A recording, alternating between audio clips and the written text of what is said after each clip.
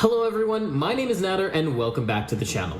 A couple weeks ago, I mentioned how I toured the new Westjet 787 hangar and the Westjet Encore Q400 during the 2019 Careers in Aviation Expo. I'll leave a link to that video in case you haven't watched it yet. Today I'll focus on the other aircraft that was featured in the hangar, the Boeing 737 MAX 8. As many of you know, all 737 MAX 8 aircraft are grounded worldwide, and WestJet currently has 5 stored in Calgary until they are allowed to return back into service. The MAX 8 on display in the hangar had some noticeable differences from others in the WestJet fleet. This aircraft is painted in WestJet's new livery, which was adopted earlier in the year and is currently displayed on all 787-9 aircraft, and some of the WestJet MAX 8 aircraft. The aircraft has been painted in a mix of white, dark blue, teal, and altogether the livery looks spectacular and stands out among other airlines that operate a similar type.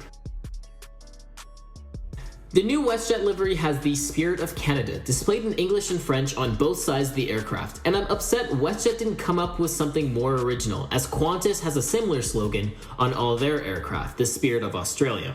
Other than that, it's extremely hard to find flaws in WestJet's redesigned livery.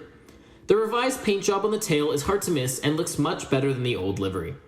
The aircraft I toured today had the registration Charlie Golf Echo Hotel Foxtrot. This is one of WestJet's newest additions to the MAX fleet, delivered to them on October 17, 2018, hence being only 6 months old at the time of filming. All of WestJet's 737 MAX 8s are powered by the CFMI LEAP 1B engines. These engines produce roughly 35,000 pounds of thrust, and the teeth marks on the back of them are reminiscent of the GE NX and Rolls-Royce engines found on the Dreamliner. These engines on the MAX are bigger than the engines on the 737 next generation aircraft and are much quieter. On the left side of the aircraft, the LEAP 1B engine was opened up, so I could see all the parts inside of the engine. And let me tell you, there's a lot of components that go into an engine. I was also able to walk underneath the plane around the main landing gear area and see various mechanical, hydraulic, and electrical systems associated with the plane. When I travel, I don't get to see many of these cool features up close and personal, and I felt fortunate to have the opportunity to tour this MAX aircraft. The exterior of this aircraft was amazing, but let's check out what the interior has in store. Climbing up the stairs to the aircraft was extremely exciting because I couldn't wait to see what was on the other side. To my surprise, this plane featured the upgraded premium seats, which WestJet are trying to outfit on their entire fleet. The old premium seats were reminiscent of European business class, with the same economy seats with a bit more legroom and a blocked middle seat. However, these seats seemed like a much needed improvement and they looked amazing. If you aren't someone who wants to pay for a premium seat, the economy section of the aircraft is just as nice.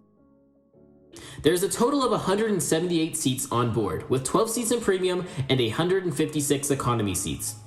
Let's take a closer look at the new premium seats, which have a beautiful diamond design on the navy blue and white seats.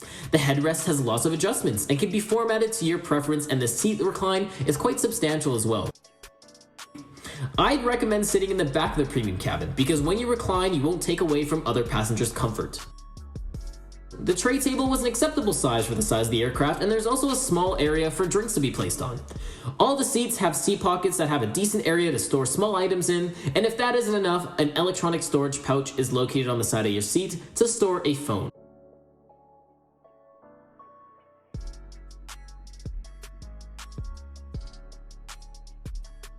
A universal power outlet is also available underneath the front of the drink table for each individual passenger.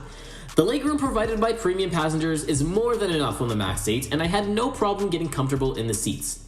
All of WestJet's 737 MAX 8 aircraft feature Boeing Sky interior, and the lighting makes the cabin ambience that much better. Now, let's focus on the economy section of the aircraft. The front few rows of the aircraft have a bit more legroom than the economy seats towards the back of the plane. If you don't want to pay for premium class on board the MAX, I highly recommend paying more to reserve extended economy seats in the front of the cabin. You'll have plenty of space to stretch out and relax on your flight. For those of you who don't want to pay the extra fee for legroom, you'll be fine sitting in the standard economy seats with decent legroom. I'm 5'10" and the legroom is alright, with plenty of space to stretch out. Same as the premium seats, the headrests are very adjustable. The tray table is a decent size as well.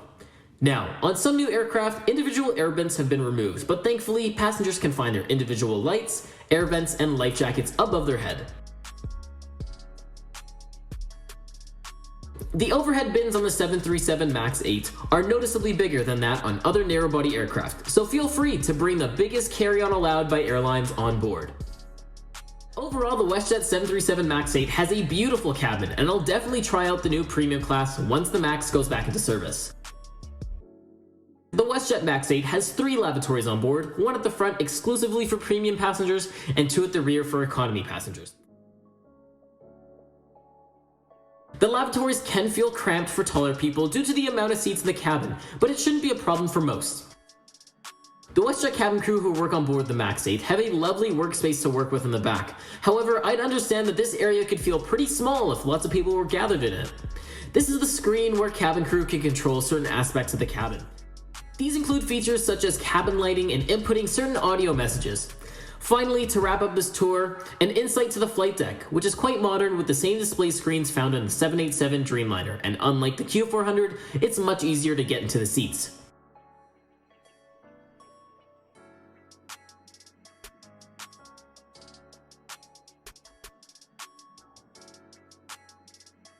Overall, I'm extremely impressed with the Westjet 737 MAX 8, and I can't wait to fly on board once it's put back into service.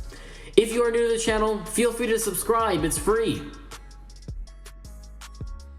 Now, thank you so much for watching this video. I apologize for not uploading for the last few weeks, but now that it's summer, I'm planning to hopefully upload a video every week, so please stay tuned.